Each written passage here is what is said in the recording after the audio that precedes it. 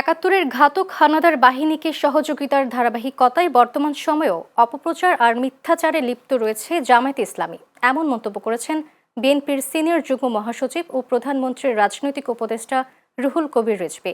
সকালে জাতীয় প্রেস ক্লাবে শহীদ প্রেসিডেন্ট জিয়াউর রহমানের শাহাদাত বার্ষিকী উপলক্ষে এক আলোচনা সভায় তিনি এসব কথা বলেন। রিজভী বলেন, 1971 সালে হানাদার বাহিনী এদেশের মানুষের উপর জুলুম ও হত্যাযজ্ঞ চালিয়েছে। তখন তাদের সঙ্গে আঁতাত করে সেই অপরাধকে সমর্থন দিয়েছিল জামায়াত, আর বর্তমানে দলটি লিপ্ত রয়েছে পদ্ধতিগত অপপ্রচার ও মিথ্যাচারে।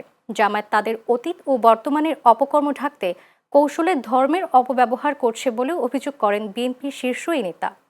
যে 71-এর জামাত আর এখনকার জামাতের মধ্যে পার্থক্য আছে। 71-এর জামাত হানাদার বাহিনীর সাথে আঁতাত করে এদেশেরই মানুষের উপর যখন জুলুম, নির্যাতন, হত্যা, খুন হচ্ছিল সেটাকে সমর্থন করেছে ওইটা। আর এখনকার জামাত হচ্ছে অপপ্রচার, মিথ্যাচার সহ নানা ধরনের অপকর্মের সাথে জড়িত। এই দুইটা পার্থক্য।